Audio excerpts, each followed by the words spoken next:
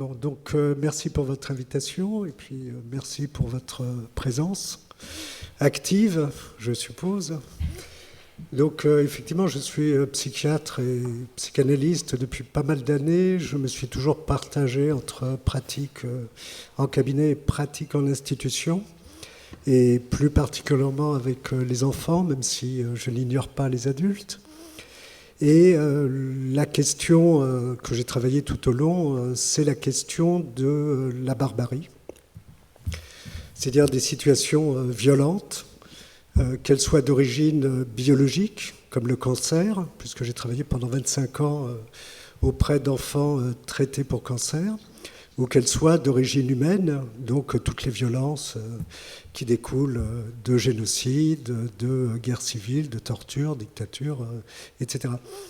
Donc les questions, c'est pourquoi l'homme continue de faire ça, essayer de comprendre, mais aussi quelles sont les conséquences sur les victimes et sur les descendants des victimes et sur plusieurs générations. Donc il y a aussi un but tout à fait thérapeutique, aussi bien pour les individus, pour les familles, pour les communautés, pour les pays, parce que tout le monde subit les conséquences sur plusieurs générations des violences humaines qui ont existé. Donc le livre « Lettre à un adolescent sur le terrorisme » vient après beaucoup d'autres livres.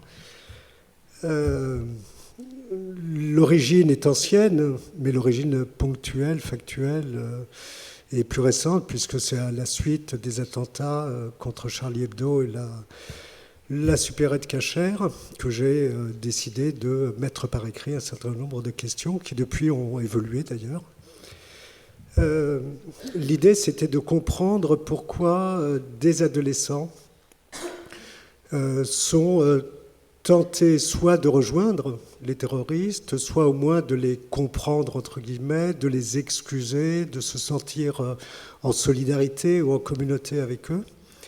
Et comment on peut comprendre d'où ça vient, ces attitudes, mais aussi comment faire en sorte qu'on les aide à prendre du recul par rapport à ces positions, non pas avec des discours rationnels de bon sens ou des discours intimidants de sanctions possibles, mais de les aider à réfléchir sur leur position actuelle et puis d'où elles viennent.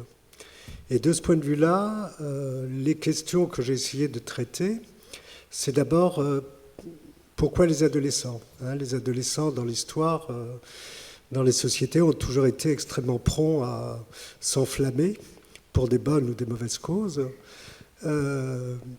Actuellement, ils s'enflamment pour beaucoup d'entre eux pour le terrorisme. En quoi ça peut correspondre à ce que sont les spécificités des adolescents, quel que soit leur contexte, leur origine, leur situation sociale, économique, familiale, c'est-à-dire quels sont les éléments qui constituent ce qu'est l'adolescence, qui les rendent particulièrement disponibles à certains discours, que ce soit des discours oraux, par écrit ou par image fixe ou image mobile, comme les films, les vidéos, etc. Donc aussi en quoi ceux qui fabriquent ces discours, qui fabriquent ces images, savent ce qu'ils font et le font en général assez bien. Donc pouvoir aider les adolescents à décrypter ces images et les intentions de leurs auteurs, mais aussi la relation qui se tisse et qui existe entre eux-mêmes et ces fabricants d'images. Donc c'est un peu l'objectif du livre qui s'adresse aux adolescents, mais aussi et peut-être surtout aux adultes qui peuvent être des interlocuteurs pour ces adolescents. Donc le mieux, c'est plutôt que je fasse un exposé un peu général, que je parte de vos remarques, de vos réflexions, de vos questions sur ce thème-là, c'est-à-dire la relation des adolescents aux images et à la situation de violence, et que je puisse les rassembler pour donner des idées plus générales et repartir pour une autre série de remarques, de questions, de façon à ce que nous puissions réfléchir ensemble. Si cela vous convient. Je suppose que ça vous convient. Donc, on va faire circuler des micros, vous m'avez entendu chuchoter. Donc voilà, donc, je ne sais pas si j'ai précisé le titre, c'était bien ça. Donc image choc, accompagner la réception de l'information et susciter le dialogue avec les jeunes. Donc pour résumer, est-ce que vous avez déjà des questions à partir de cette évocation de la soirée? Est-ce que vous avez des réflexions suite à la journée à laquelle vous avez probablement assisté, puisque vous êtes nombreux à nous l'avoir dit? Ou est-ce que je me permets d'en poser? Ça vous permet de réfléchir à d'autres choses? Alors, peut-être je vais commencer. La spécificité de l'adolescent, peut-être... Est-ce que la psychologie de l'adolescent est spécifique par rapport à un autre âge de la vie, qui lui permet effectivement d'être plus sensible à ces images ou pas? Une première question qu'on peut poser, j'en ai listé un certain nombre d'autres, d'autant que dans le formulaire d'inscription, on avait proposé une boîte à questions, et donc on les a relevées. Peut-être que certains d'entre vous s'y reconnaîtront. Comment se construit le filtre d'interprétation de chacun? Alors ça, c'est une grande question. Je ne sais pas s'il y a une réponse à avoir.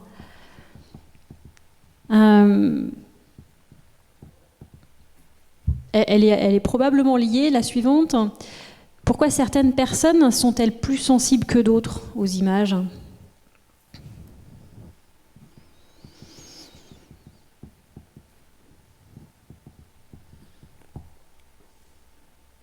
Voilà les premières amorces, pour commencer, si ça suffit. On verra. Oui, les caractéristiques de l'adolescence, enfin je vais donner les grandes têtes de chapitre. Les adolescents sont en transition, et en transition extrêmement violente entre l'enfance et l'âge adulte. Et donc, la crise de l'adolescence, c'est pas simplement faire des bêtises, être insupportable, etc. C'est vraiment une crise extrêmement grave, qui est équivalent à une crise de grande folie, de psychose. C'est-à-dire, tous les points d'appui, tous les repères de l'adolescent sont détruits, bouleversés, transformés, et il se retrouve dans un état de désarroi majeur.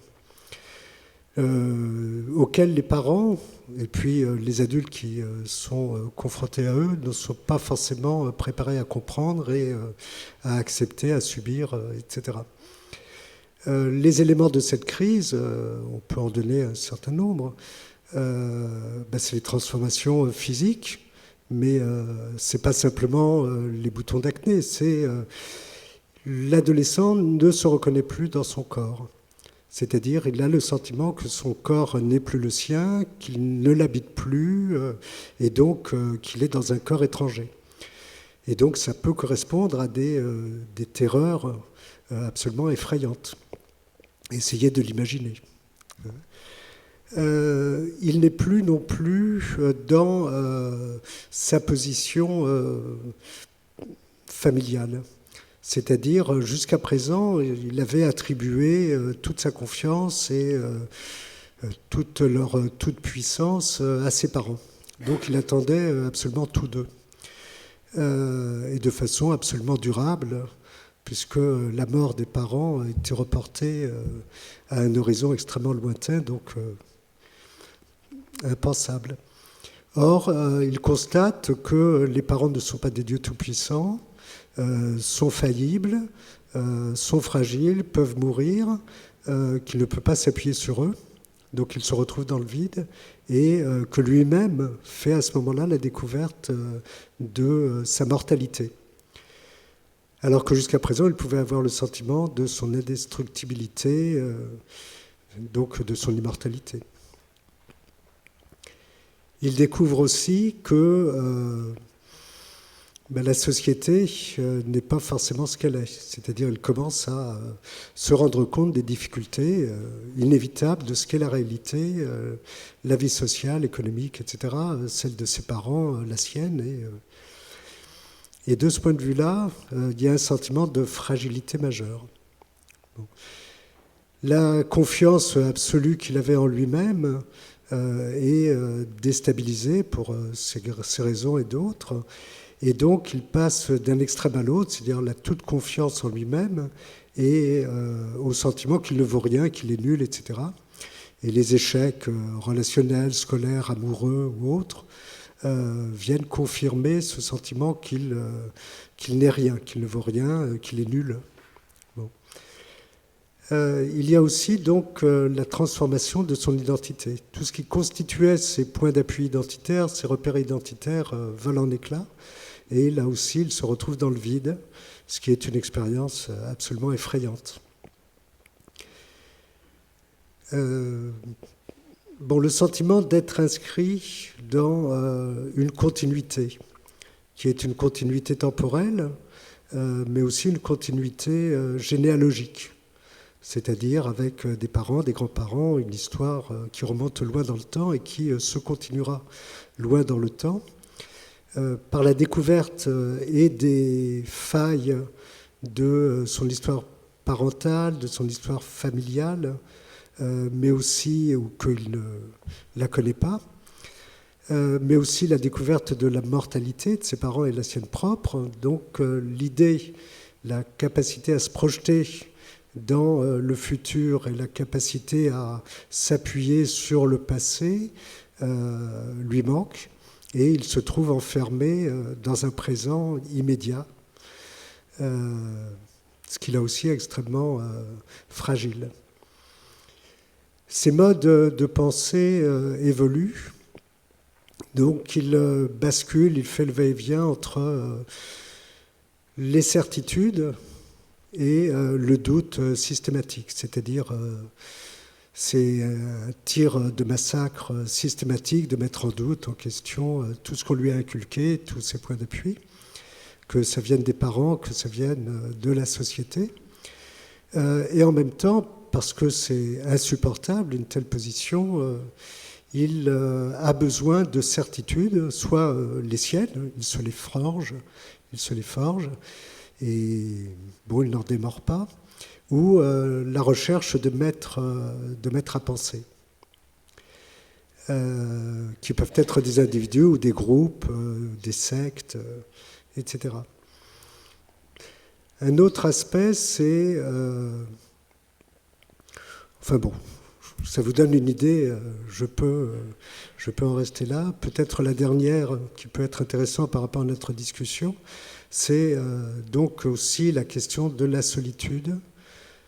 Jusqu'à présent, tant qu'il était enfant, il ne se posait pas la question tellement de son insertion sociale. Il avait son groupe de copains, il avait l'univers familial, il avait la confrontation avec le petit frère, la grande sœur, quand il n'était pas fils unique. Et là, ça n'existe plus. Il a besoin de sortir de la famille. Il a besoin de reconstituer ou de constituer dans un autre contexte un réseau social, un groupe minimum. Et en même temps, il n'a pas envie de s'y enfermer, ce qui peut expliquer aussi les réponses que peuvent lui apporter aujourd'hui les réseaux, qui sont des réseaux qui lui apparaissent extrêmement puissants et vastes, etc., et qui en même temps peuvent lui apparaître tout à fait inconsistants, pas fiables, et qui ne répondent pas à, disons, la souffrance de sa solitude. Donc il fait aussi le va-et-vient entre la famille qu'il rejette, mais dont il a besoin, et puis les copains qui ne sont pas toujours à la hauteur ou qui ne répondent pas forcément de bonne façon à ses besoins. La question des idéaux aussi est une question majeure pour lui.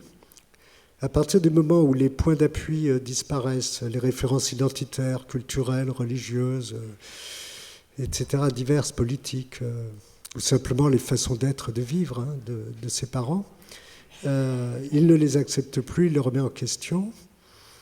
Il a besoin de s'appuyer sur des points d'appui idéologiques significatifs qui répondent à la totalité de ses attentes et donc qui sont de grandes valeurs, un peu comme s'il se disait des idéaux qui valent la peine de mourir pour eux. S'il fait le tour actuellement, il n'y a pas grand-chose qui lui est proposé, hein, qui occupe cette place et qui joue ce rôle-là. La question de la mort, je l'ai évoquée tout à l'heure avec la découverte de la mortalité des parents, la sienne propre, qu'ils ne sont pas tout-puissants. Et de ce point de vue-là, la question de la mort le taraude.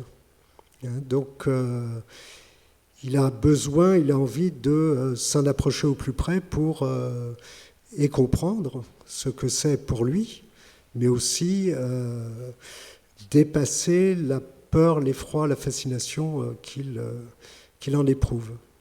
Et c'est ça aussi qu'on retrouve dans les jeux risqués, les jeux avec la mort, qui ont aussi la valeur d'une épreuve ordalique pour lui, chez beaucoup d'adolescents. Donc c'est dresser un tableau très très rapide, mais déjà ça vous permet peut-être de voir en quoi aujourd'hui les propositions terroristes et djihadistes, indépendamment des références religieuses de tel ou tel adolescent, peut répondre à, disons, cette fragilité des adolescents, quels qu'ils soient. Alors ça renvoie à la deuxième question. Les filtres d'interprétation des images ou des discours, et pourquoi certains sont plus disponibles à les recevoir de telle ou telle façon plutôt que de telle autre, ça renvoie à ça.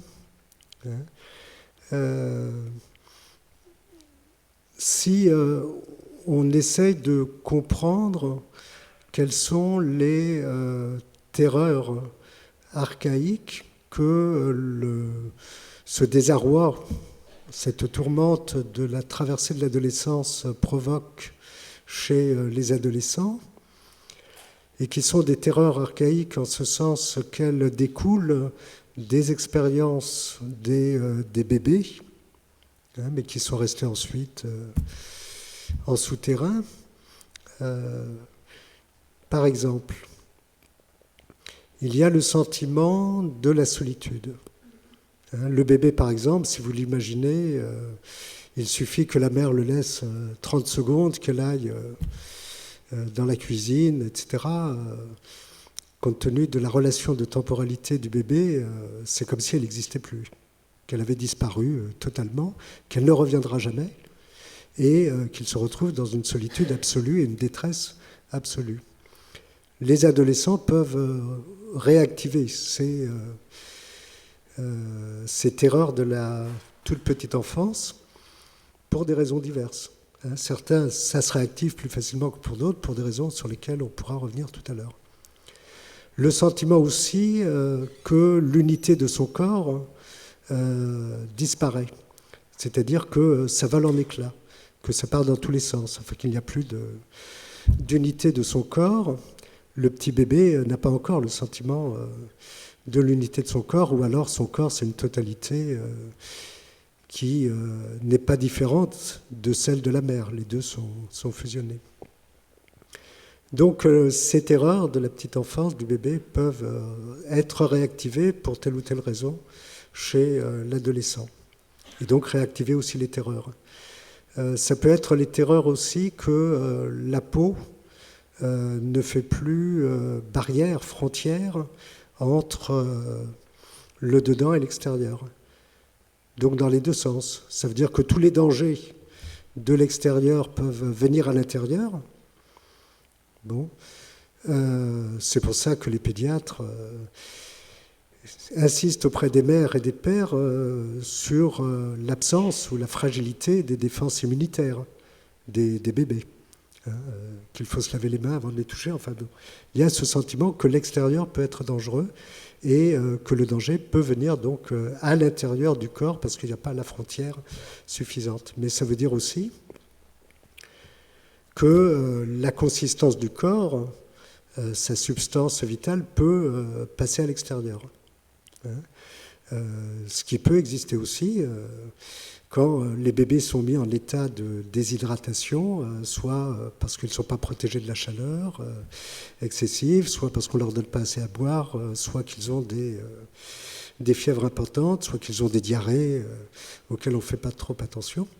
Et ces sentiments de non-contrôle sur les sphincters, sur ce qui permet la fermeture du corps, et sur les frontières, la peau, peuvent être réactivés à l'adolescence, pour des raisons diverses, mais pas chez n'importe quel adolescent. Et c'est là où la question de la consistance de la structure familiale et de l'histoire familiale est importante. C'est là aussi où le sentiment de solidité de l'environnement, que ce soit la famille au sens large, que ce soit la communauté, que ce soit la nation ou le pays, c'est important. Pour donner un exemple, il y a un livre qui est paru il y a quelques années d'un historien sur le parcours de 80 intellectuels allemands qui avaient, disons, 4-5 ans pendant la guerre de 14-18 et donc un peu plus âgés au moment de la montée du nazisme et un tout petit peu plus âgés au moment de la Seconde Guerre mondiale. Et ces intellectuels, qui étaient des intellectuels de haut niveau, ont fait toute leur carrière au sommet des organes de police, de sécurité de l'Allemagne nazie, et ont continué leur carrière en faisant partie des groupes d'extermination dans les pays de l'Est. Or, ce qui a été montré de leur parcours, c'est que quand ils étaient enfants à l'âge de 4-5 ans, ils ont perçu la dégradation de leurs parents, et en particulier des pères, qui étaient les soldats de la guerre de 14-18, qui étaient dans les tranchées, qui ont subi tous les traumatismes, qui sont morts ou qui sont revenus complètement laminés. Ils ont assisté aussi, et ils le disent très bien dans leurs textes, dans leurs déclarations, au dépecement de la mère patrie.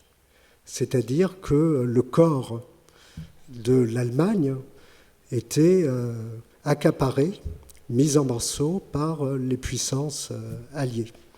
La France en prenait une partie, les Russes une autre, etc. Enfin bon, cette image d'éclatement du corps de la mère patrie.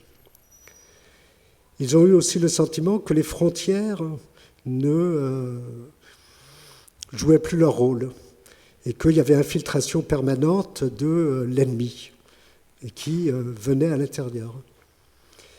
Ils ont eu le sentiment aussi qu'il y avait perte de l'identité vitale, c'est-à-dire quasiment biologique, nordique, du peuple allemand, avec des mariages mixtes, avec les populations étrangères qui faisaient disparaître cette continuité, cette pureté de la consistance, pas simplement psychique, culturelle, mais aussi vitale, existentielle, corporelle, quasiment biologique, de l'Allemagne et de la population allemande.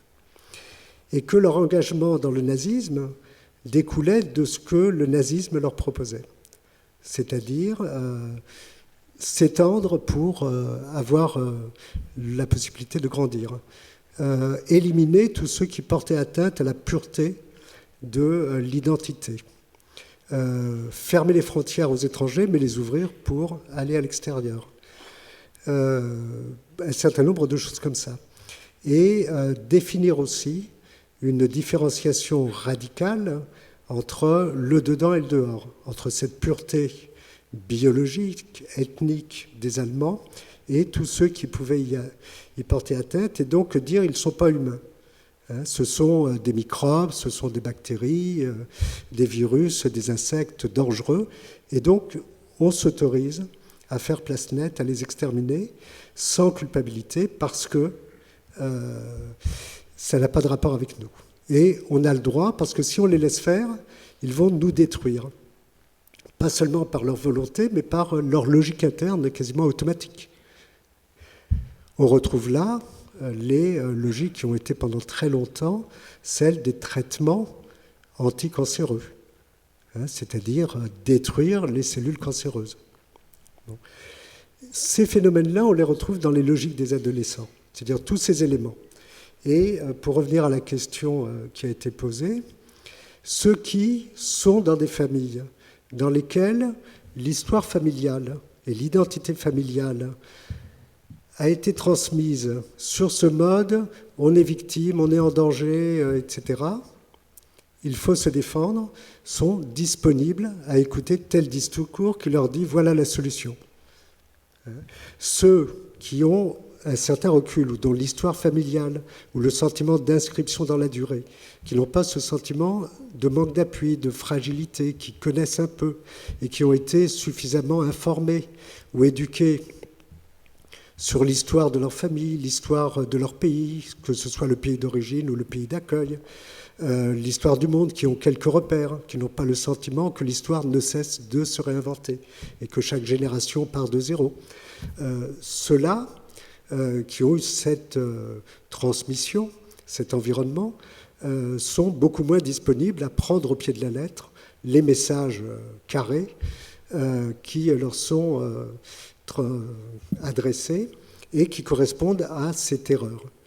Alors pour en terminer là, ce qu'on a pu constater, ce que j'ai pu constater, c'est que les propositions terroristes de façon très, très crue, hein, par exemple les attentats suicides, correspondent aussi, de l'autre côté, en sens inverse, à ces terreurs archaïques, c'est-à-dire faire exploser le corps, hein, et ne pas mourir seul, parce que la mort, c'est insupportable, c'est effroyable, donc se dire « je ne mourrai pas seul », donner du sens à sa mort, parce que si la mort n'a pas de sens, on se dit « je meurs pourquoi ?» Enfin, j'accepterais à la limite de mourir si ça avait du sens, hein, mais une mort insensée, c'est inacceptable. Donc je donne un sens à marche forcée à ma mort possible. Donc on voit très bien les interactions qu'il y a entre, disons, ce qu'est l'adolescence et sa fragilité. Les adolescents issus de certaines histoires et qui ont un sentiment de fragilité qui découle de la façon dont cette histoire leur a été transmise, le contexte actuel, que ce soit dans leur communauté, dans leur quartier, dans leur pays, ici en France ou dans leur pays d'origine ou dans le monde, et les propositions djihadistes ou terroristes qui leur sont adressées. Donc quand la mayonnaise prend, ça peut être extrêmement inquiétant. Or, le nombre d'adolescents qui sont issus de familles, pas forcément dans des quartiers difficiles ou des situations sociales, familiales difficiles, mais qui sont issus d'une histoire dans laquelle la barbarie a existé, sont aujourd'hui en France comme dans les autres pays très très nombreux.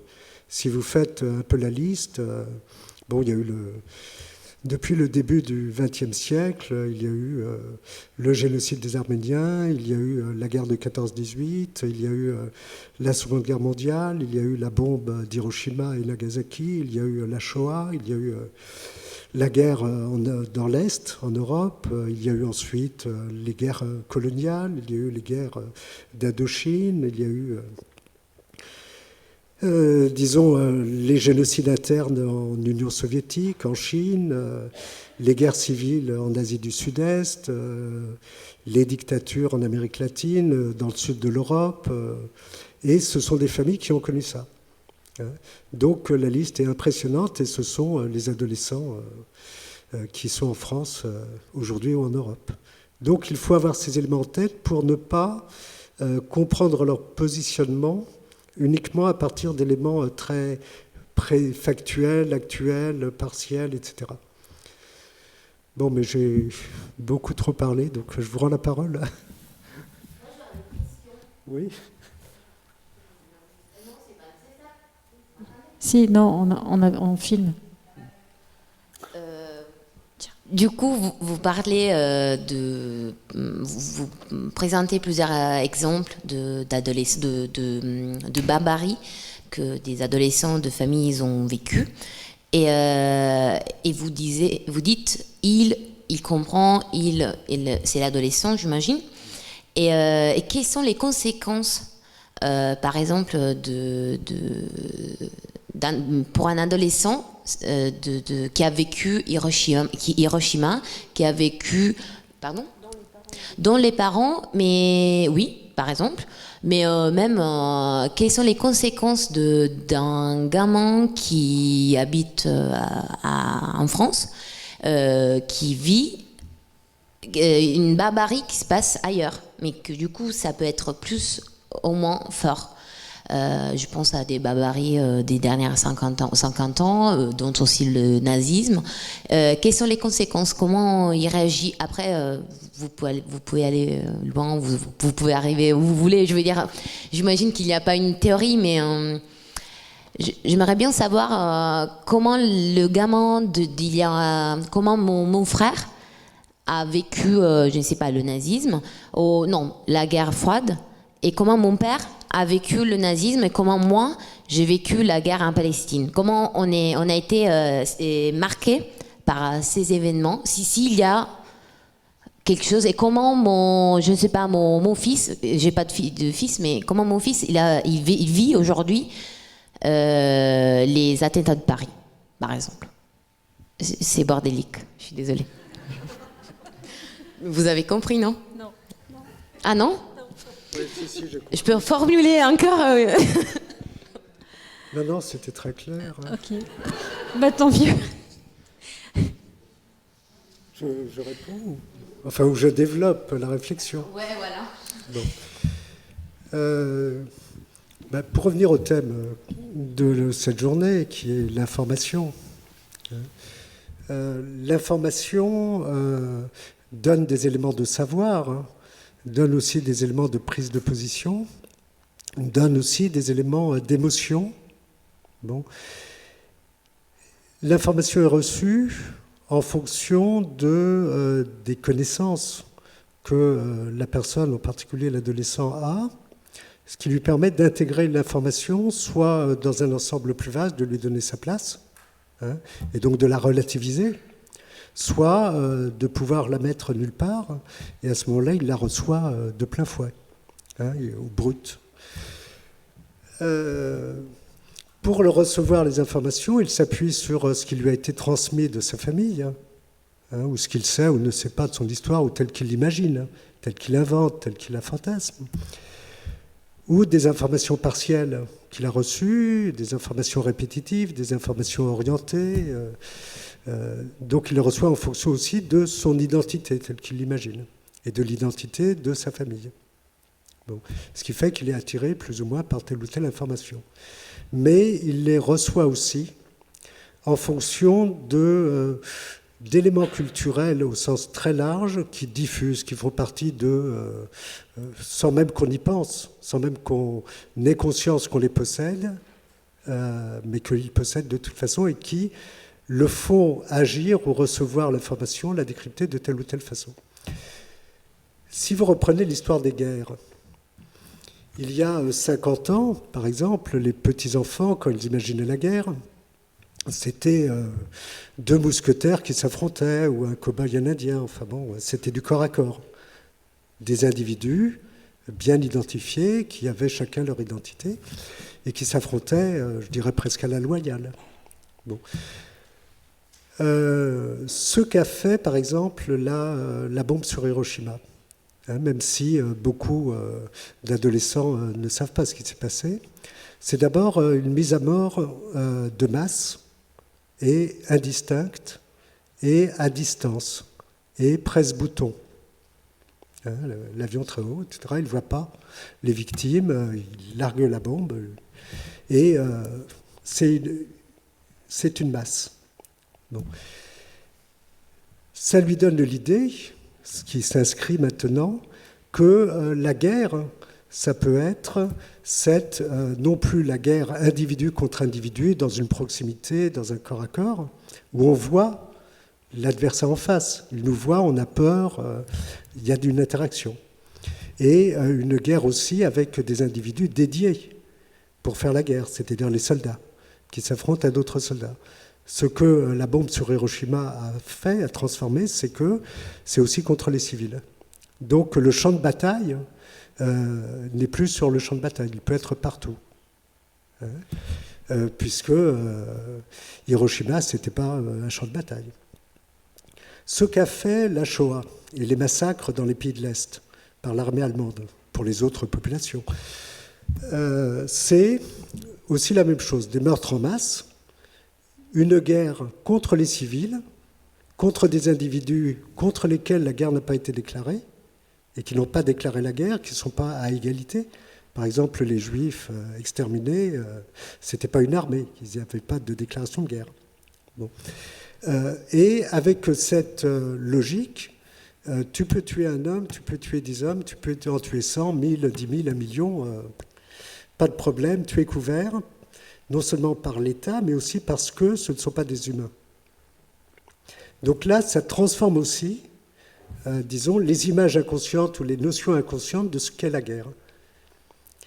Si on reprend le terrorisme aujourd'hui, on retrouve les mêmes choses. Les attentats se font en dehors de champs de bataille, peuvent se faire partout. Dans un aéroport, un métro, un marché, n'importe où, le champ de bataille n'existe plus. Il n'y a plus de distance, et enfin il y a de la distance, il n'y a plus ce corps à corps entre celui qui donne la mort et celui qui la reçoit. Ça se fait à distance. Les bombes, les déposer, etc. Ceux qui les posent, ça peut être n'importe qui. Ce n'est pas forcément des soldats, on lui donne la bombe, il la dépose, et puis voilà. Le rapport à l'arme qui tue, à la différence des guerres anciennes où le fusil, la baïonnette, c'était au bout du bras. Et c'était la volonté. Maintenant, c'est le bonhomme qui est au bout du bras de la bombe. C'est lui qui est... il est uniquement le porteur de la bombe, c'est la bombe qui fait le travail. Et à la limite, il pourrait être remplacé par un robot. Ce qui, d'ailleurs, est envisagé. Bon. Donc, ces éléments, les historiens peuvent les décrire, les définir, etc. Mais ce qu'on peut constater, c'est que depuis la Seconde Guerre mondiale, c'est dans la tête, dans les références, les repères, etc. Bon. Si on reprend les jeux vidéo, les films, etc., on retrouve ces éléments-là. Donc, c'est pour ça que ceux qui n'ont pas de recul par rapport à cette réalité historique, c'est pas pour que les enseignants ou les parents fassent des cours d'histoire, mais dans leur réaction par rapport aux informations, par rapport à ce qui est dit, par rapport au film, ils puissent se dire, tiens, mais là, je ne comprends pas, ou ça ne correspond pas à l'idée que je me fais de ce qu'est une guerre, ou etc. Et à ce moment-là, pour l'enfant, l'adolescent, il se dit, tiens, effectivement, ça incite à réfléchir. Et il n'est pas disponible de la même façon qu'un autre pour lequel les parents, les enseignants n'ont pas fait ce travail. Alors, ces éléments-là correspondent aussi à la psychopathologie des adolescents. Le corps, ce que j'ai dit en début, le corps qui est morcelé, l'absence d'identité, l'indistinct, le besoin de simplisme. Quand je parlais de certitude, la certitude, c'est pas un texte très développé, c'est quelques slogans. Donc là aussi, il y a interaction entre ce que peuvent proposer les terroristes et ces éléments qui constituent et l'adolescence et le fond culturel dans lequel ils baignent, qui est aussi le nôtre. Je ne sais pas si ça répond à votre question.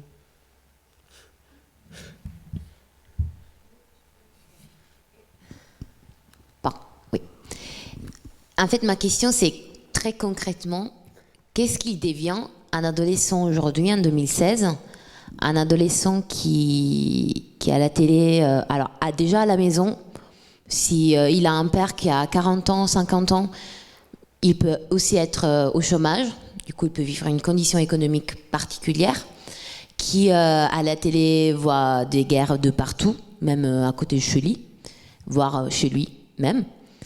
Qu'est-ce qu'il devient? Il est déprimé, qu'est-ce qui se passe dans sa tête? Et qu'est-ce qu'il il va faire? Qu'est-ce qu'il fait dans sa vie? Non, pas qu'est-ce qu'il pourrait faire, qu'est-ce qu'il est amené à faire à cause de ça? C'est toujours les conséquences. Quelle influence ont ces événements, ces choses qui se passent? Mais dont aussi, je vous répète, une condition de chômage. Comment il va grandir un adolescent en sachant que, en fait, autour de lui, les gens, ils bossent pas parce que c'est la crise, on n'a pas d'argent, il y a la guerre.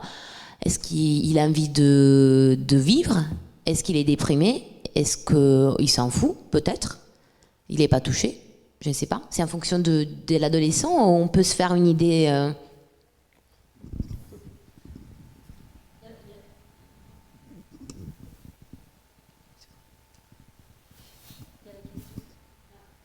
Il y a la question de l'insécurité matérielle chez un jeune. Il y a la question d'être confronté à la violence à travers les médias. Mais il y a aussi la question d'être confronté à la violence directement, parce qu'il y a deux choses derrière quand même. Je ne sais pas si on peut les distinguer d'ailleurs. C'est une question que je pose du coup à Daniel Oppenheim, c'est-à-dire est-ce qu'il y a une distinction à faire entre l'événement lui-même et le traitement de l'information et le fait que peut-être on en rajoute à travers cette information, on en rajoute dans l'émotion et du coup l'impact que cette information peut générer dans la mesure où il y a une répétition. Une répétition dans la transmission de l'événement, etc. Est-ce qu'il y a des questions encore? D'autres questions? Voilà. Ça y est, c'est lancé. Hein. Vous avez plein de questions maintenant. Merci. Moi, je me demande si, pour travailler là depuis quelque temps à la PJJ sur ces questions de radicalisation, c'est pas aussi une question de place, de la place du jeune, là où il est, dans son environnement, et la place que lui-même projette ou ne projette pas dans un avenir de sa vie. J'ai pu le remarquer sur les jeunes de la PJJ, mais pas seulement, sur d'autres jeunes où on a le sentiment, on craint, on remarque qu'il peut y avoir des risques de radicalisation. Voilà, donc c'est cette question-là. Alors bien sûr, à chaque fois, c'est ce que vous disiez, la question de la vulnérabilité, elle est toujours présente, de l'isolement, bien sûr, tout ça est là.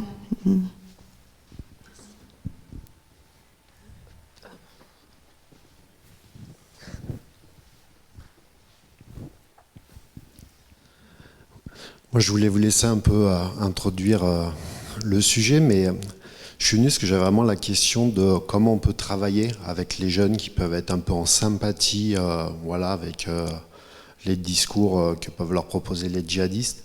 Et ce matin et dans l'après-midi, on a eu beaucoup de positionnement, de trucs de professionnels qui étaient plutôt des réponses voilà, liées à de la rationalité, à de la technique, comment on décode les sources de l'information, le monde il est complexe, les théories du complot avec des discours un peu moralisateurs dessus, vous êtes pas très intelligent si vous rentrez là-dedans, quoi. Alors que j'ai le sentiment qu'il y a plutôt quelque chose qui se joue au niveau des émotions. Et je trouve que ce travail un peu sur les émotions avec les jeunes, on n'y va pas, on est un peu démunis, on ne sait pas trop comment y aller. Donc voilà, j'avais une question un peu là-dessus parce que il y a 2 ans, même avant les attentats, il y a 2 ans, j'avais vu des reportages, j'ai appris, fait par a priori des recruteurs de Daesh, et j'avais eu un sentiment vraiment en les regardant, ça s'appelait 19HH, c'était des séries quasiment un peu hollywoodiennes, et qui mettaient en scène de la géopolitique, l'impérialisme américain, des petits-enfants voilà, en Afrique qui étaient victimes de cette barbarie-là. Et je trouvais que voilà, ça jouait un peu sur justement le sentiment d'injustice, sur le côté émotionnel. Et je vois pas trop comment on peut lutter contre ça, quoi. Voilà, donc ça c'était la première question.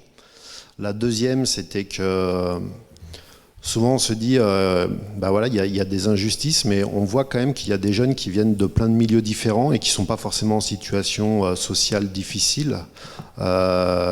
Et du coup, j'ai l'impression qu'il y a quand même aussi une quête de spiritualité. Il y a un truc qui nous échappe un peu sur les valeurs. Voilà, enfin, donc ça c'était la deuxième. Et pour finir avec une troisième, c'était que là on parle des jeunes qui sont tentés par le djihadisme.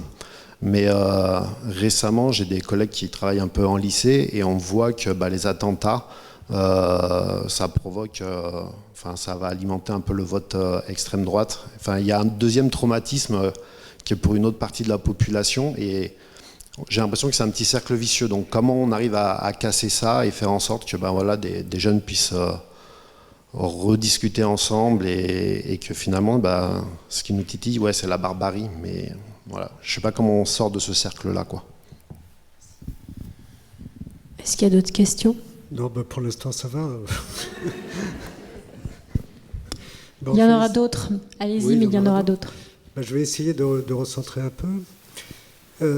D'un côté, c'est très compliqué de discuter avec les adolescents, et de l'autre, faut se poser des questions simples.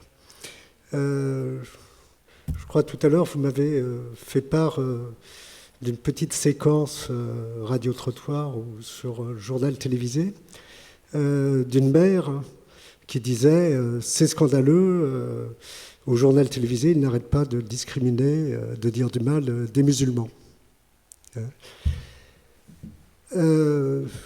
Essayons d'imaginer l'enfant de cette brave dame. Qu'est-ce qu'il en ressent? Que d'un côté, le journal télévisé, c'est méchant, que le journal télévisé, c'est le journal télévisé français, que la France donc est méchante. Deuxièmement, que l'identité restreinte ou globale de sa mère, c'est musulman. Alors qu'elle aurait pu réagir de façon très différenciée. Elle aurait pu dire vous attaquez aussi les gens qui vivent dans les quartiers populaires. Ou elle aurait pu dire moi je suis une femme courageuse, j'ai élevé mes enfants, etc.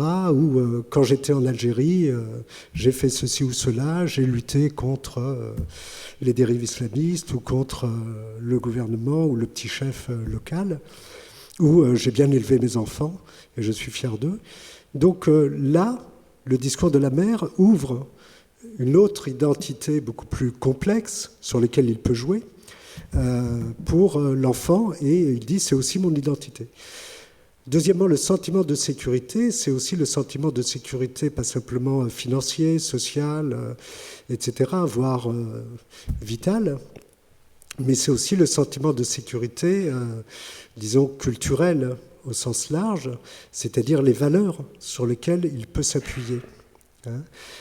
Si cette mère ne dit pas à son fils mais c'est pas par hasard que j'ai été courageuse ou que j'ai fait le bien ou que j'ai fait des choses dans mon quartier, dans mon village ou dans ma famille, c'est parce que mon père m'a transmis ça ou ma mère m'a transmis ça ou ma grand-mère était ceci ou cela, enfin bon, et dans le village elle était respectée. Et à ce moment-là, ça inscrit l'enfant dans une continuité historique transgénérationnelle, et c'est beaucoup plus solide que d'être dans le présent immédiat.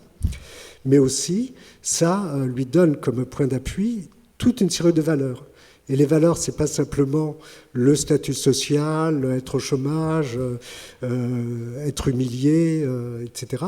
C'est aussi mes grands-parents, mes parents sont ou étaient des gens bien. Donc je peux être fier d'eux. Et ça évite que l'enfant puis l'adolescent soit dans la position de la victime, je suis victime, donc j'ai droit à réparation, soit dans la position, il faut que je venge mes parents, mes grands-parents qui ont été attaqués, et donc l'ennemi c'est tel ou tel, soit dans la position, je vais faire mieux qu'eux. Je vais leur montrer que moi, je peux faire mieux qu'eux. Et faire mieux qu'eux, ça peut être soit dans la violence, je vais être un combattant, je ne vais pas me laisser faire, soit dans la réussite sociale. C'est-à-dire, je vais faire des grandes études, gagner beaucoup d'argent, etc. mais avec le risque que, il humilie ses parents, ce qui le rend culpabilisé, ou qu'il coupe les relations à ses parents parce qu'il vivra dans un autre milieu qu'eux. Un des exemples très classiques, c'est les parents qui arrivent de l'étranger ou qui arrivent du fin fond de la France et qui veulent que leur enfant réussisse. Et donc, ils évacuent les références identitaires qui viennent du passé, et en particulier la langue. Il ne faut pas que tu parles la langue d'origine, la langue maternelle, il faut que tu sois très bon en français, c'est la condition pour faire des bonnes études. Et éventuellement, pour faire des bonnes études, comme l'école du quartier n'est pas terrible, on te met dans l'école privée, qui est une école catho. Bon, donc l'adolescent se retrouve à 16 ans avec très bonne réussite, mais en même temps, dans sa révolte, il dit à ses parents, vous m'avez coupé de vous. Je ne suis plus musulman, par exemple, dans ce cas-là. Mais ça peut être des tas d'autres. J'ai perdu la référence à la langue maternelle. Je la parle très peu. Donc je ne peux pas revenir vers mes grands-parents, qui eux ne parlent pas français, pour discuter avec eux comment c'était quand ils étaient enfants, jeunes, qu'est-ce qu'ils ont vécu dans leur enfance, les événements qu'ils ont vécus. Parce que mes parents ne sont pas capables, ils n'en parlent pas, ils m'en ont rien dit, ils ont éventuellement honte de vous, ou alors ils me mettaient chez eux uniquement pour que je sois gardé quand j'étais petit enfant. Et donc cet adolescent se retrouve coupé de ses racines. La faute, il la redistribue. C'est la faute des parents, c'est la faute des grands-parents, c'est la sienne propre, c'est la faute de l'État, c'est la faute de ceci, c'est la faute du pays d'origine. Enfin bon. Et à ce moment-là, il y a une espèce de colère, de haine généralisée. Et si on lui dit, voilà, tu peux te venger, tu peux venger tes parents, vas-y. C'est un schéma, mais... Donc la question de la sécurité est rattachée aussi au sentiment d'appartenir à une filiation valeureuse, et d'appartenir aussi à une temporalité avec ses valeurs. Un des aspects que proposent d'ailleurs les djihadistes, mais c'est pour ça aussi que j'ai évoqué les nazis, parce que c'est les mêmes logiques, c'est ta filiation actuelle, présente, réelle, ta famille, elle ne tient pas le coup, elle ne vaut rien. Je te propose de t'inscrire dans une autre filiation mythique. Alors c'est la filiation au prophète, dans la pureté de ceux qui sont les descendants stricts du prophète.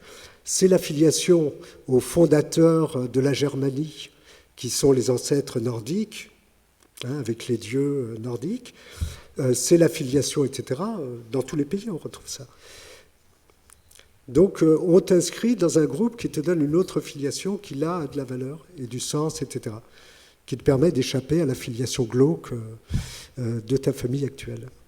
Donc, pour contrebalancer ça, il faut aider l'adolescent, mais ça commence à l'enfance, à se réinscrire dans une filiation qui est la sienne et qui a sa valeur inévitablement, qui n'est pas définie comme tu es descendant de Harki, tu es ceci ou cela.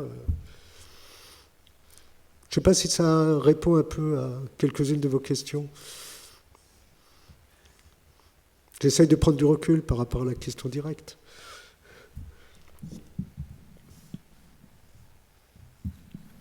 Et si ça répond à vos préoccupations de la journée.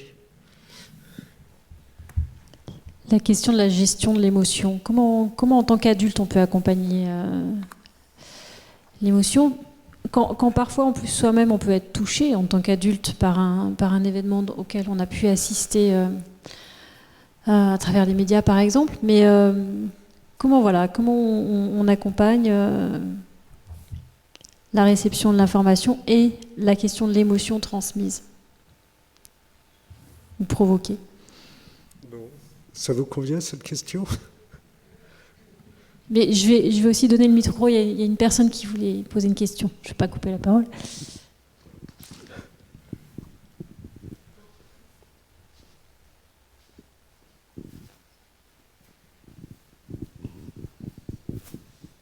Oui, en fait, j'avais deux questions. J'en avais une sur la transmission, mais vous avez répondu.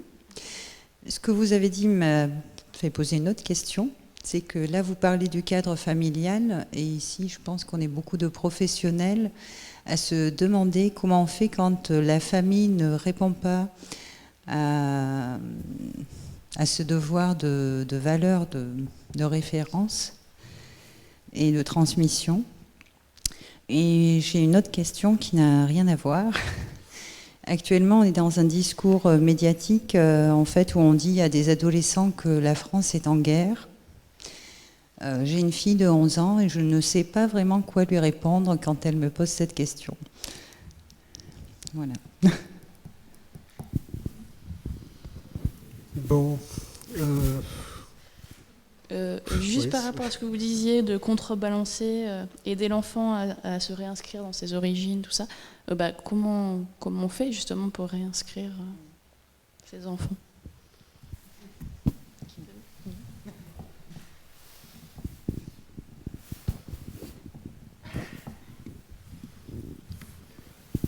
Bon, je ne sais pas par quel bout prendre les choses, mais sur les émotions, bon, il y a plusieurs choses à dire.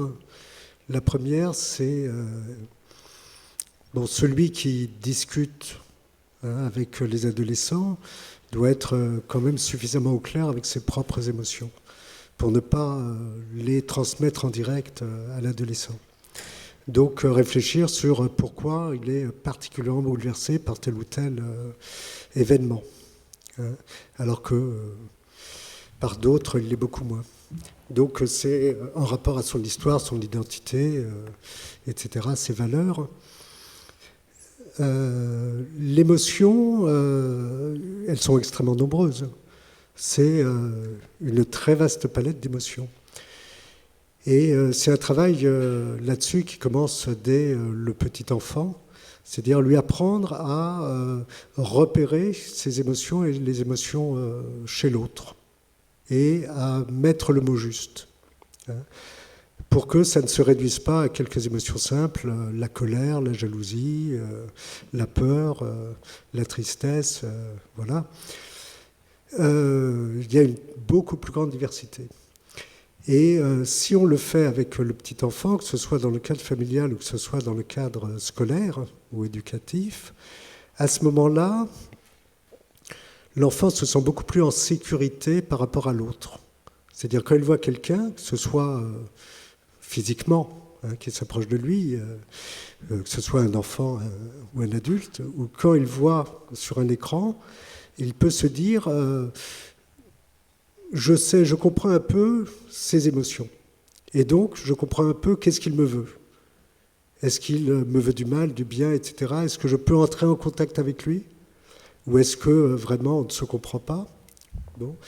Et ça l'aide aussi à mieux comprendre ses propres émotions, pour éviter que ce soit le tout ou rien, j'ai confiance ou j'ai méfiance, j'ai peur ou je me sens en confiance, en sécurité, ce qui est quand même restreint. C'est-à-dire, est-ce que j'éprouve de la sympathie pour lui? Est-ce que je me sens un peu intrigué, un peu inquiet? Est-ce que je le trouve beau? Est-ce que j'ai de la sympathie? J'éprouve de l'affection? Est-ce qu'il me veut? Etc. Et de comprendre aussi un minimum d'où viennent ces émotions. Parce que c'est en rapport à la personne elle-même, ce qu'il voit sur le visage, mais c'est en rapport aussi avec les expériences passées de l'enfant. Donc c'est un travail qui se fait aussi à partir d'une succession d'expériences, qui peuvent se faire des expériences vécues en direct, que ce soit aussi par rapport à des films. Si on montre un western ou n'importe quoi, quel film a un enfant, que ce soit y compris les burlesques, quelles sont les émotions qui sont visibles. Alors les burlesques, c'est très bien, parce que les émotions, comme c'est du muet et que c'est un peu grossier, elles sont accentuées. Mais ensuite, on peut les retrouver dans des films plus récents et plus subtils. Bon. Donc le travail sur les émotions, ça commence comme ça. Ensuite, quand c'est une information, quand l'enfant montre une émotion excessive, et disons un peu paradoxale, on peut se lui poser la question, mais qu'est-ce que tu as compris? Est-ce que tu as bien compris ce qui s'est passé, hein? L'enfant peut avoir extrêmement peur, ou l'adolescent ensuite, parce que c'est un détail qui l'a frappé. Et il n'a pas vu l'ensemble. Ou il l'a mal vu, il n'a pas pris le recul. Ce qui renvoie d'ailleurs cet aspect de « il l'a vu de face, il n'a pas vu l'ensemble, il n'a pas pris le recul », qui renvoie à la question de la taille des écrans aujourd'hui. Hein, quand c'était le cinémascope, on pouvait se placer à droite, à gauche, près, loin, et le regard pouvait circuler sur l'ensemble de l'image. Et donc on pouvait aller dans le fond, au premier plan, à droite, à gauche, centrer sur tel personnage, avoir une vue d'ensemble. Quand on est coincé sur un tout petit écran, on est aliéné, on est enfermé, on ne voit pas. Et à ce moment-là, on reçoit le choc de ce qui est montré, surtout si c'est à vocation d'être choc, de plein fouet. Hein, et l'émotion en découle. Donc la question à poser à l'enfant ou à l'adolescent, c'est qu'est-ce que tu as vu? Est-ce que tu as vu la même chose que moi? Qu'est-ce qui t'a attiré l'attention? Et ce qui a attiré l'attention de l'enfant ou de l'adolescent et ce qui l'a fait réagir, ce n'est pas forcément du tout les mêmes choses que nous. Donc c'est un travail de dialogue petit à petit. Et ne pas aller trop vite, ne pas prendre les devants en lui disant « mais tu es bête d'avoir eu peur, finalement c'était pas ça » ou alors le journaliste a montré ça, il aurait pu montrer autre chose, ce qui est vrai aussi. Hein, mais faut laisser les hypothèses ouvertes et laisser le dialogue se développer avec l'adolescent. Ne pas rester non plus enfermé dans le moment présent, c'est-à-dire qu'il ait la notion d'où ça vient.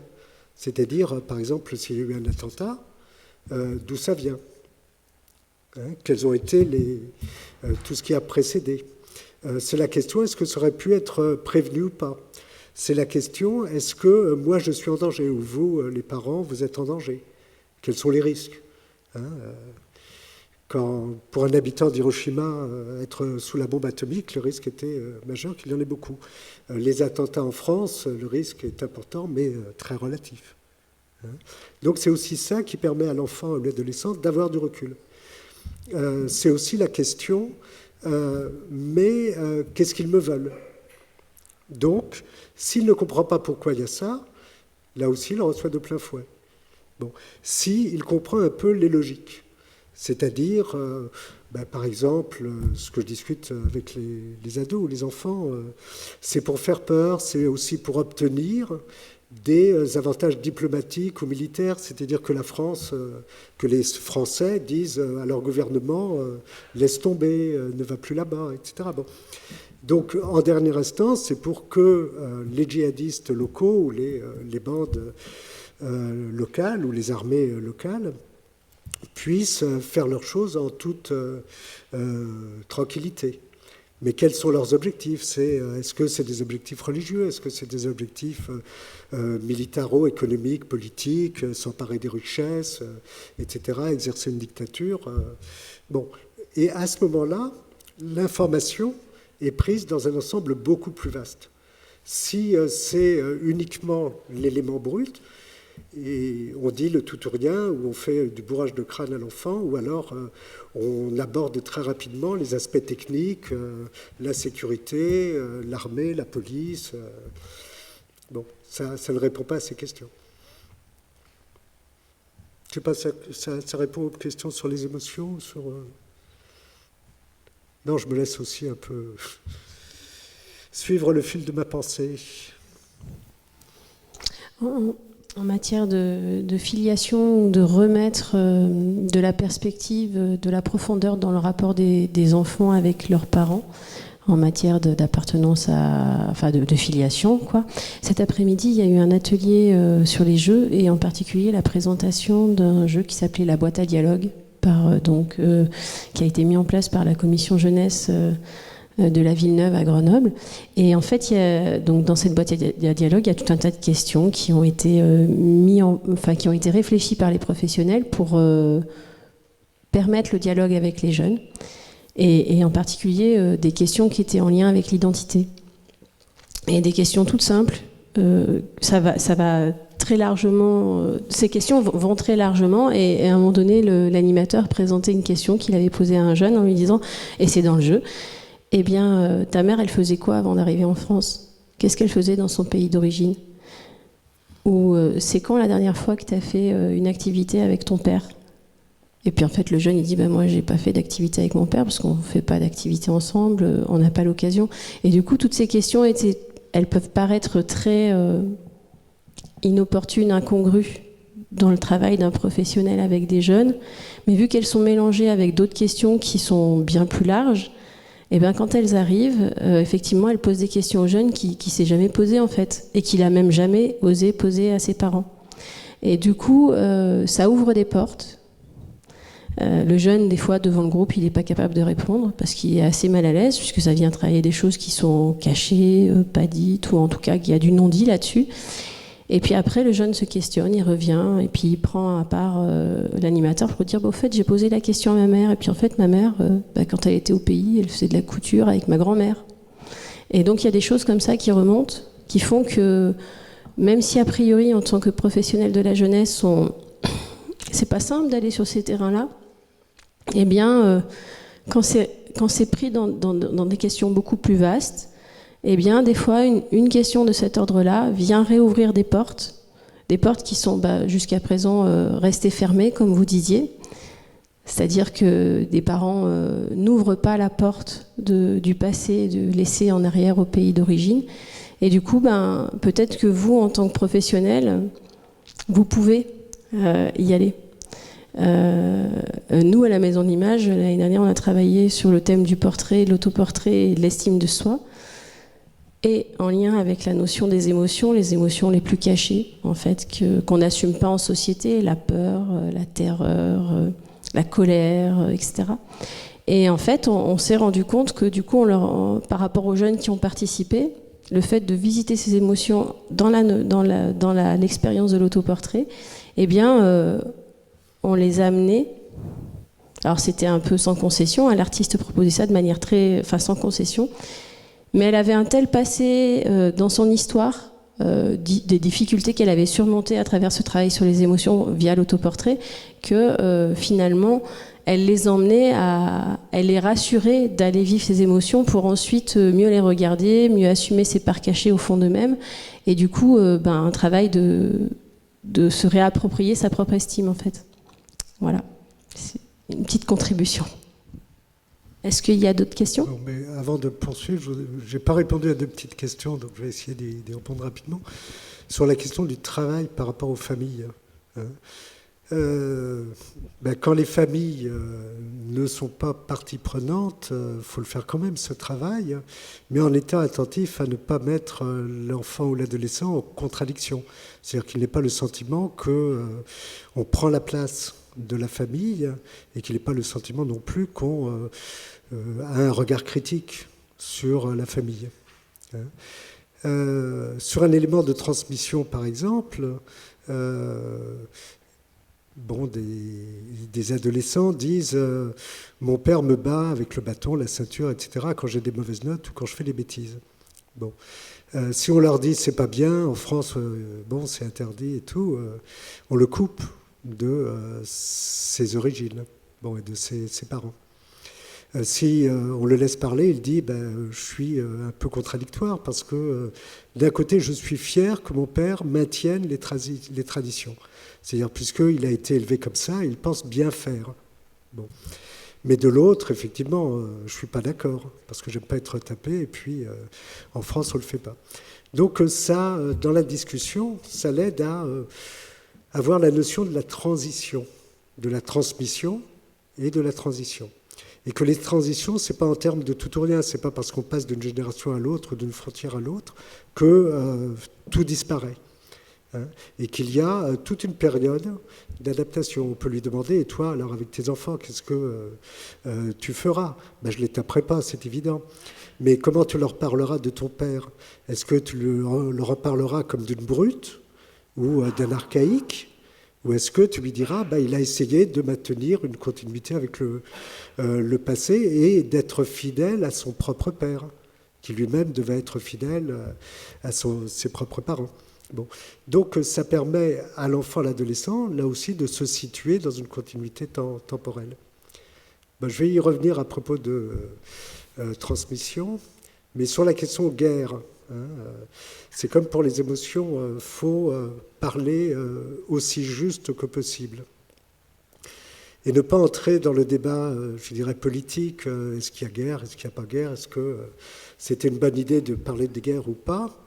Mais de demander à l'adolescent ou à l'enfant, mais c'est quoi pour toi la guerre? Et à ce moment-là, il y a les différentes images qui peuvent apparaître. Que ce soit celle des guerres moyenâgeuses, que ce soit celle de la guerre de 14-18, des guerres coloniales ou du terrorisme. Bon. Donc de lui dire, non, la guerre, elle n'a pas lieu ici, elle a lieu au Moyen-Orient, par exemple. Mais ce sont les retombées de cette guerre qui a lieu là-bas, qui ont lieu ici. Donc d'une certaine façon, c'est rattaché à la guerre, mais ça ne correspond pas aux définitions traditionnelles de la guerre. Donc, qu'est-ce qu'on fait? Si on dit guerre, ça veut dire on arme tout le monde, et puis où sont les ennemis? Et ça renvoie à la question du champ de bataille, des ennemis, etc., que j'évoquais tout à l'heure. Si c'est pas la guerre, mais que la guerre a lieu là-bas, qu'est-ce qu'on fait? Bon. Donc ça permet aussi à l'enfant, à l'adolescent, d'être précis sur les mots, sur les réalités, de ne pas raconter n'importe quoi, d'être pas dans les approximations, les analogies superficielles, etc. Parce que c'est là-dessus aussi que les mauvaises informations passent. Ça se faufile dans les à peu près. Bon. Apprendre dès l'enfance à parler juste, faire des descriptions précises de ce qu'il voit, de ce qu'il pense, de ce qu'il veut dire à ce moment-là, et d'employer les mots précis, à ce moment-là, il est mieux armé pour résister aux endoctrinements.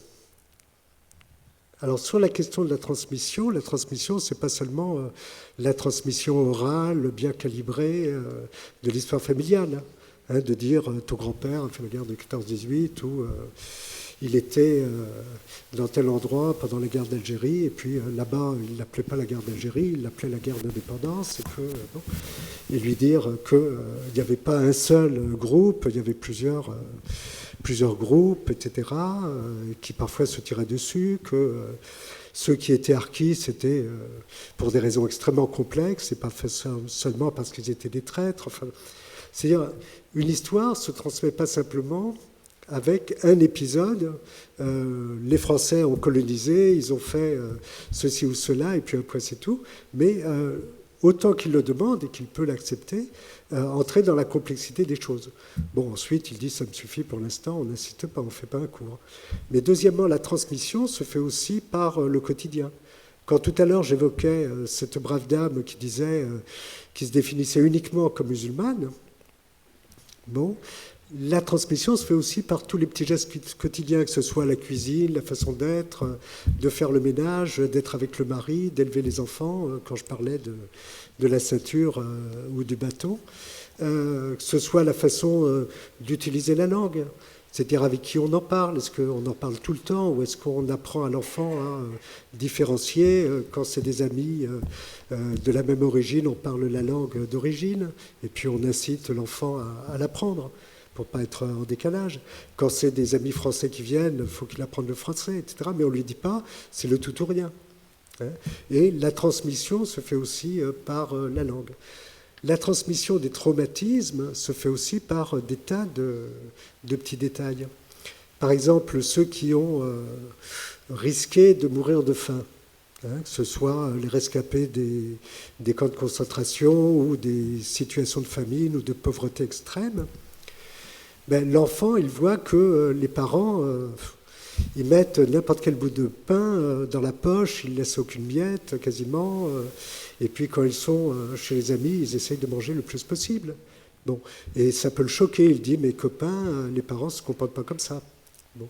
Si les parents ne disent pas d'où viennent ces habitudes avec lesquelles ils ne sont pas forcément d'accord, mais qu'ils ne peuvent pas s'empêcher d'avoir, à ce moment-là, l'enfant dit, mes parents, j'en ai honte. S'ils le disent, l'enfant dit, je le comprends, moi aussi, si j'avais vécu ça, je réagirais comme ça, mais je pourrais expliquer à mes copains, tu sais, mes parents ne sont pas des sauvages, ils ont vécu ceci ou cela. C'est comme si toi, tu avais été renversé par une voiture ou tu avais vu ta mère renversée par une voiture, tu serais ultra prudent peut-être pour traverser. Et on dirait, mais t'es trouillard, etc. Mais si je n'explique pas d'où ça vient. Donc la transmission se fait aussi dans les familles par tous ces petits détails. Et ça évite que l'enfant, l'adolescent, ses parents soient incompréhensibles, qu'il en ait honte ou qu'il essaye de reprendre leur tradition sans comprendre leur origine sur les aspects les plus visibles, les plus superficiels. Et il en rajoute en caricaturant et il passe à côté de ce qui serait une véritable fidélité à la continuité de l'histoire des parents.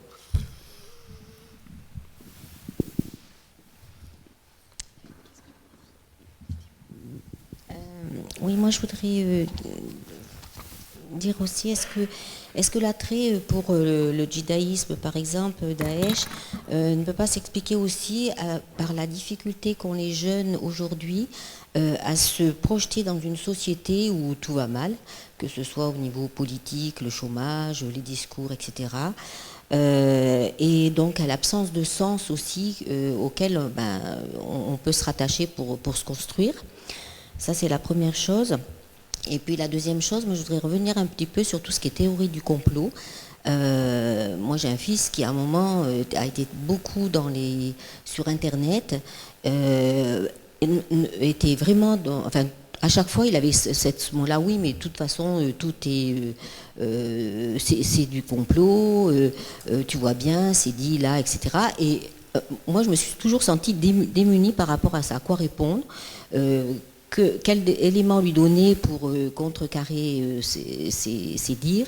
Voilà, enfin, je pense que je ne suis pas la seule maman à avoir été confrontée à ça, mais c'est dur, quoi, parce qu'on ne sait pas quoi répondre. On n'a pas des éléments de réponse pour essayer de désamorcer et de faire réagir le jeune, et notre enfant en l'occurrence, pour qu'il prenne conscience et prenne du recul.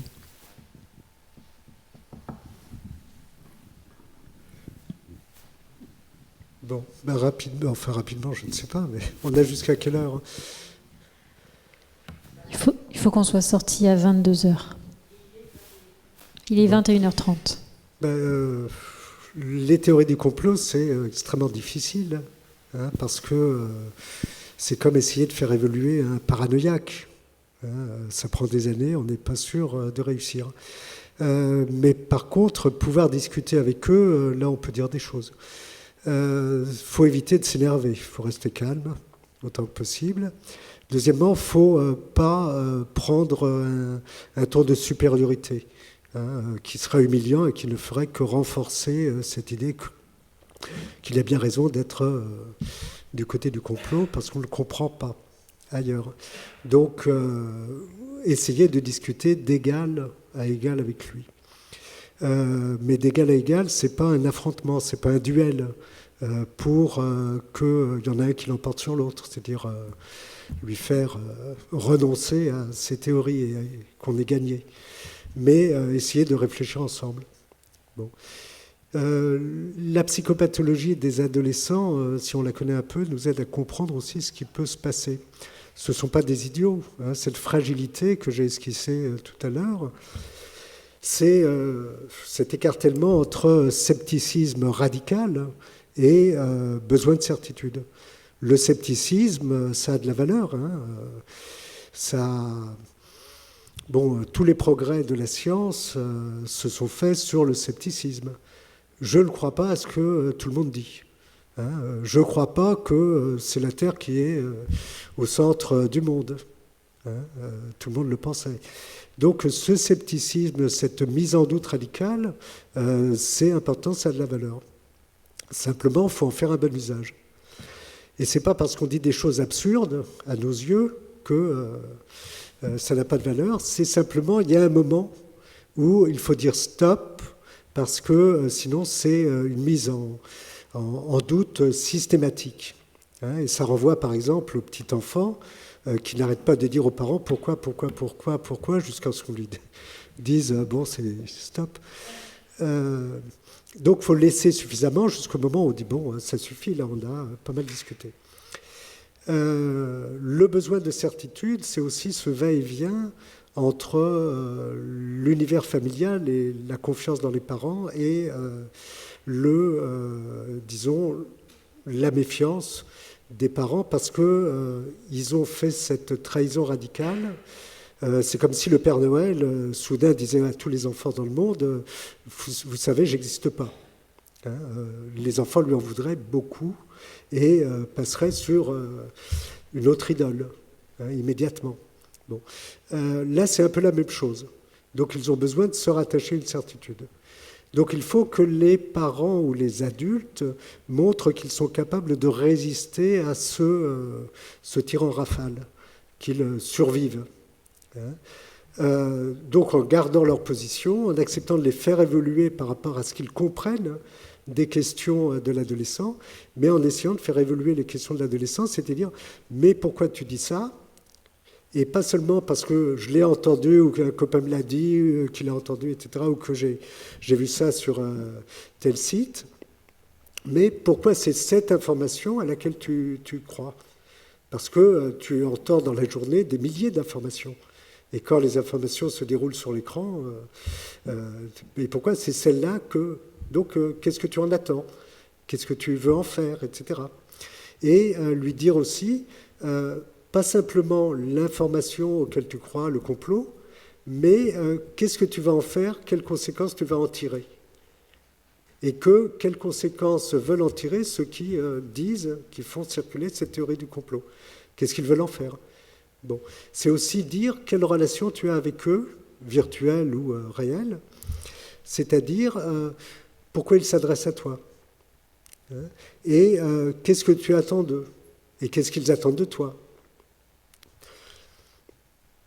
Et ça permet aussi de éventuellement mettre en doute la légitimité ou la confiance qu'ils peuvent avoir dans tel ou tel récit. Bon, par exemple, je le dis dans le livre, des adolescents m'avaient raconté qu'un homme de 35 ans, tous les soirs, venait les endoctriner au pied de leur immeuble. Et la question que je leur ai posée, c'est finalement, c'est qui ce bonhomme?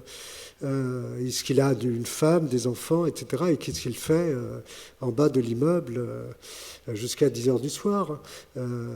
Est-ce que vous, quand vous serez mariés, des enfants, vous vous imaginez discuter avec les jeunes au lieu d'être avec vos enfants, votre femme, etc. Bon. Et tout de suite, ils ont dit non, finalement, il ferait mieux d'être avec eux. Et puis, il y en a un qui a dit, mais c'est peut-être un raté. Et à ce moment-là, ça les a fait vaciller. Donc, ce n'était pas une discussion frontale sur il a raison, il a tort, vous n'y connaissez rien. C'est qui, qu'est-ce qu'il vous veut, et vous, qu'est-ce que vous en ferez. Bon, c'est des méthodes de discussion, ça marche ou ça ne marche pas, mais au moins on peut essayer.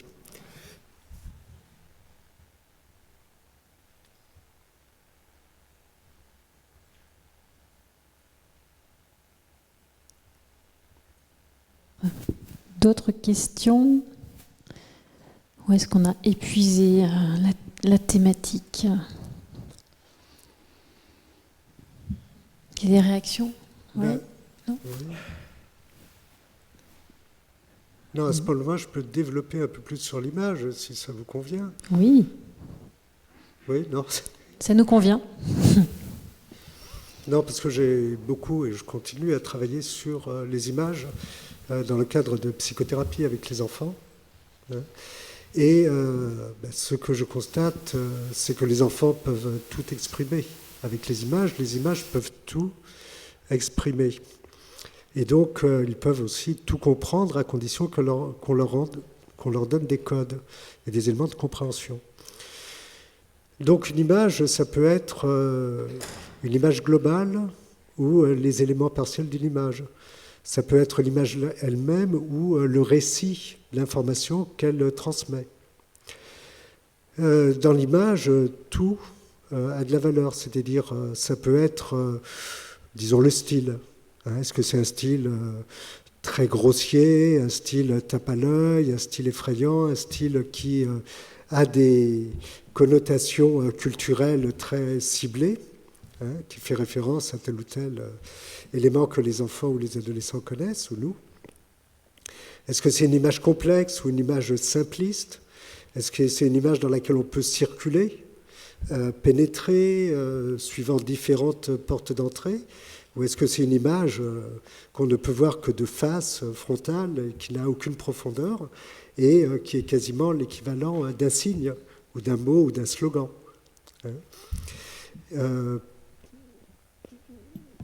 Quel est l'équilibre d'ensemble de l'image?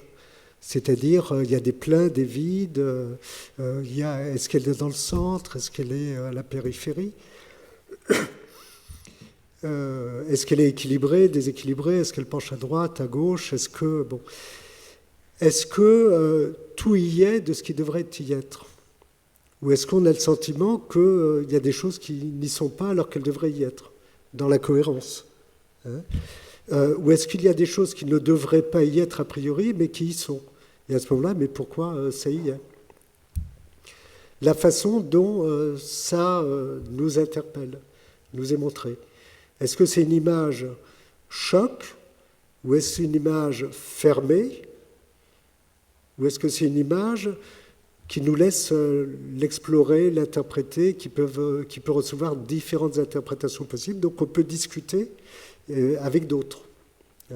Et à ce moment-là, on entre aussi dans un dialogue avec d'autres. Il y aurait beaucoup d'autres choses à dire, et je me permets de vous renvoyer à 2 des livres que j'ai écrits sur les enfants et le dessin. Mais ça, c'est pour une image, mais ça peut être pour une photo, ça peut être pour un film. Bon, par exemple, tout à l'heure, je ne sais pas, quelqu'un parlait de vidéos faites par Daesh avec la référence hollywoodienne. Bon, une autre que j'ai vue, la référence, c'était les western spaghetti Sergio Leone. Et c'était une vidéo qui montrait un assassinat d'une quinzaine de Coptes, je crois, qui étaient égorgés. Donc là aussi, ce qui était montré, le style, c'était vraiment, on avait l'impression d'être dans Le Bon, la Brute, le Truand. Tout était là, les codes étaient là. Donc c'était une façon de dire aux ados, aux jeunes qui le regardent, vous êtes chez vous. Ce n'est pas des choses étrangères, vous êtes de plein pied avec cette image. Bon. Deuxièmement, donc vous l'acceptez beaucoup plus facilement. Il n'y a aucun recul, vous n'avez pas cette démarche à faire pour y pénétrer. Deuxièmement, il y avait toute l'ambiguïté entre une fiction et un document réaliste. Et donc ça permettait d'être d'accord sans être trop effrayé. C'était un peu comme au théâtre, c'est pour de vrai qu'il meurt ou c'est pas pour de vrai. Donc ça permet d'entrer dans l'histoire, d'avoir l'émotion qui nous permet d'accrocher et d'être influencé, mais en même temps d'avoir cet ultime recul, c'est pas vrai, j'y crois pas. Et ce sont des éléments qu'on retrouve dans les témoignages de ceux qui ont été des massacreurs, que ce soit au Rwanda ou que ce soit pendant la Seconde Guerre mondiale. Ils disent il y a eu un moment où il y a eu le sentiment d'irréalité. Bon. L'autre aspect, c'est la question des regards. Les regards des exécuteurs n'étaient pas masqués. Le regard d'un des exécutés, d'une des victimes, était montré. Et la caméra insistait là-dessus. Et c'était un regard qui était un regard de peur un peu, mais surtout presque d'incompréhension et de supplication. Alors que, à un moment, derrière le passe-montagne, on voyait les yeux d'un des exécuteurs qui regardait fixement la caméra et qui donnait le sentiment de fierté et puis de s'adresser directement au spectateur. Donc, si on aide un adolescent qui a l'occasion de les voir, ces vidéos, il les voit, ou des images, etc., il faut l'aider aussi à décrypter ces images. Pourquoi le metteur en scène, il a mis les acteurs, entre guillemets, dans telle ou telle position? Pourquoi il a fait cette référence? Pourquoi c'est à mi-chemin entre un documentaire et une fiction? Pourquoi est-ce que c'est les regards? Lui poser par exemple la question, et toi, si tu devais faire ça, est-ce que tu serais capable de regarder les yeux dans les yeux celui que tu exécutes? Et à visage découvert, qu'il verrait tes yeux, qu'il verrait ton visage, et que toi tu verrais le sien. À ce moment-là, il n'est plus spectateur fasciné par l'image, mais il est spectateur actif, se posant des questions. Qu'est-ce qu'il me veut? Et si moi, j'étais à sa place? Et à ce moment-là, le terrorisme, c'est plus une abstraction. La mort, comme on le disait tout à l'heure pour Nagasaki ou Hiroshima ou la Shoah ou d'autres, ou les génocides, c'est plus des statistiques où finalement n'importe qui vaut un autre et il suffit que ce soit le nombre qui compte. C'est un individu et nous, celui qui fait ça, est un individu. Donc on revient à la relation interpersonnelle. Et les choses changent. Et quand je demande à un adolescent, et toi, est-ce que tu t'imagines faire ça ou tuer, non pas en déposant une bombe ou en te faisant exploser, mais en regardant, en combattant avec l'autre en face qui peut te tuer ou que toi, tu vas tuer, à ce moment-là, ils disent « Oh non, je ne pourrais pas. » quoi. Dans les témoignages sur les exécuteurs pendant la Seconde Guerre mondiale, les chefs nazis se sont aperçus que le corps à corps avec les cadavres, c'est-à-dire retirer des fosses, des masses, des ravins, les gens qu'ils avaient exécutés, c'était la partie la plus dure. Tuer 1000 personnes, ce n'était pas un problème. Mais aller retirer pour les brûler ou les mettre dans d'autres fosses, là c'est un problème. Ils préféraient donner ce travail à faire à des exécutants locaux. Donc la question de la relation interpersonnelle, corps à corps, face à face et le visage, ça permet de décentrer et de sortir de l'abstraction. Donc quand on discute avec des ados qui sont fascinés par ces abstractions djihadistes, il faut les remettre aussi dans cette réalité qui est la réalité de leur propre réalité dans cette situation. Quand on parle de ces images, on se pose souvent la question de l'intention de la réalisation. Et quand vous posez la question de c'est qui et qu'est-ce qu'il vous veut, quand vous posez la question de et toi, si tu faisais ce film-là pour convaincre, si tu te mettais à la place du réalisateur, pour nous, effectivement, ça revient à interroger cette question de l'intention, c'est-à-dire qu'est-ce qui préside derrière le réalisateur, enfin, derrière la réalisation, quel est le message que l'on veut transmettre. Alors, je suppose qu'on se rejoint sur ces questions-là, mais voilà, c'est des échanges qu'on a eus aussi tout au long de la journée. Est-ce que c'est le mot de la conclusion? Est-ce qu'il y a encore une dernière question à prendre? Bien. Alors je vais remercier. Quand je vous écoutais tout à l'heure décrire l'évolution comment on considère la guerre, qu'est-ce qui change en fait dans le rapport à la guerre. J'ai pensé à un documentaire que j'ai vu sur Arte il y a déjà un petit moment qui relatait en fait le fait que l'armée américaine recrutait pour mener les drones des joueurs de jeux vidéo. Et du coup, l'aspect désincarné des tueries qui en découlent en fait. Hein. Je me disais qu'effectivement, par rapport aux jeunes qui jouent aux jeux vidéo, qui jouent à des jeux par exemple violents, ils ne se rendent pas compte de ce que ça veut dire. Et aujourd'hui, il se trouve qu'il y a des gens qui manipulent des joysticks et qui envoient des bombes à l'autre bout du monde sans même se rendre compte qu'ils sont en train de tuer des civils, etc. Enfin, c'est assez flippant en fait. Et du coup, le documentaire, il expliquait qu'il y avait un des soldats américains qui faisait ça, qui a fait ça pendant quelques années, qui un jour a réalisé qu'en fait, non, en fait, les gens qui étaient tués, c'était des vrais gens, en fait. C'était pas comme dans les jeux vidéo.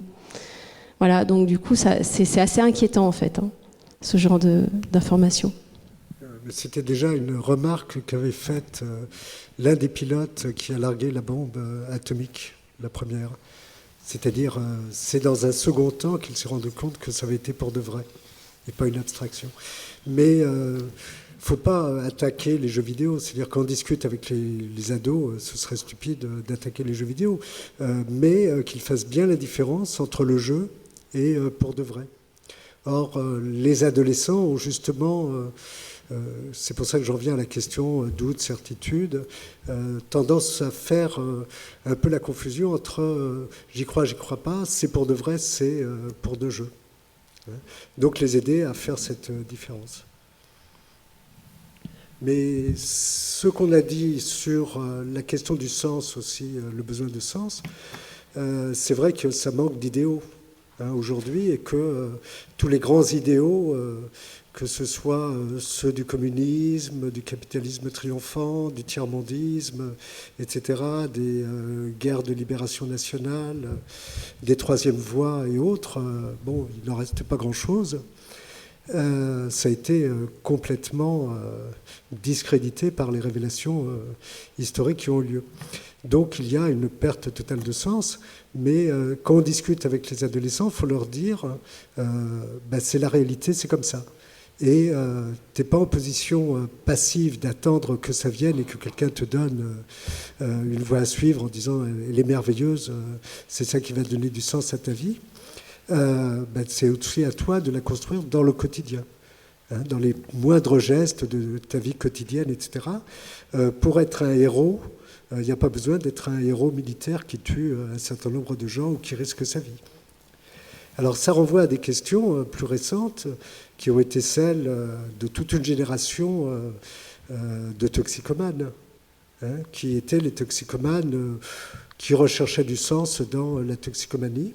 Et il y a eu les mêmes phénomènes de recherche de sens, de révolte, d'ailleurs, d'aller ailleurs le plus loin possible, à tous les sens du terme, de jeu avec la mort, de montrer à la génération de leurs parents et aux adultes que vraiment ce qu'ils avaient laissé aux adolescents, aux jeunes, c'était pourri.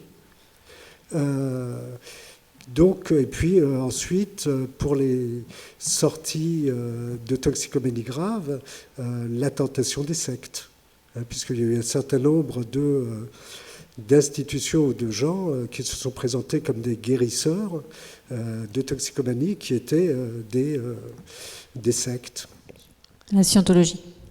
Pas seulement, il y en a eu beaucoup d'autres. Voilà, pas seulement, mais ça existait aussi. Donc, ce qui se passe aussi avec le djihadisme, pour nous qui sommes un peu plus âgés, faut le remettre dans une perspective. Et ça aide aussi l'adolescent à montrer que il ne réinvente pas, il n'est pas fondateur d'une nouvelle période de l'histoire, que ce qui se passe actuellement, ça a existé, et qu'on a vu l'évolution, le résultat. Le terrorisme, quand ça construit un État, c'est un État de dictature, et de dictature expansive, avec la paranoïa expansive, donc n'importe qui, un peu opposant, un peu déviant, devient une victime potentielle. Et ça a été l'exemple de beaucoup de pays, des grands ou des petits, ou des groupes terroristes. Donc remettre aussi les adolescents tentés par le terrorisme actuel dans une histoire du terrorisme local de partis ou de pays qui se sont ensuite, d'États qui se sont ensuite constitués, ça l'aide à avoir du recul. Donc c'est aussi une bonne façon d'aborder les choses. Donc il y a beaucoup de façons de discuter, bon pas en une seule fois, mais en prenant le temps. Ah, on a une dernière question, ça sera vraiment le mot de la fin alors. Je vais passer le micro, sinon on n'entend pas.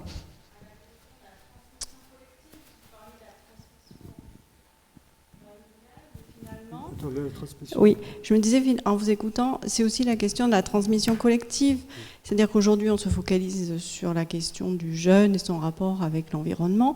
On pourrait se dire en tant qu'adulte, quelles sont les conditions qu'on crée pour que l'environnement ne soit pas juste celui qu'on nous montre, même s'il faut lui donner une grille de lecture. Du coup aussi, c'est comment nous-mêmes, on est capable de transmettre collectivement autre chose. Et vous parliez de la question du sens de la vie ou le sens de comment une idéologie se reconstruit. Je me dis, ça serait intéressant qu'on aille aussi dans ce sens-là. Ça, c'est ce qui me donne envie de dire ça aujourd'hui en vous écoutant, en tout cas. Bon, très, très rapidement, vous avez raison, il y a la transmission au sein des familles, la transmission au sein d'une communauté, mais la transmission aussi au sein d'un pays. Et de ce point de vue-là, c'est important que les adolescents qui sont dans des histoires, comme beaucoup, l'histoire familiale difficile, ils n'aient pas le sentiment, justifié le plus souvent, que c'est le pays qui donne l'histoire officielle unique, que ce soit dans les livres d'histoire, dans les commémorations, etc. À ce moment-là, ils se sont exclus de cette histoire et disent c'est pas l'histoire de ma famille. Et donc, je me mets en dehors de ça.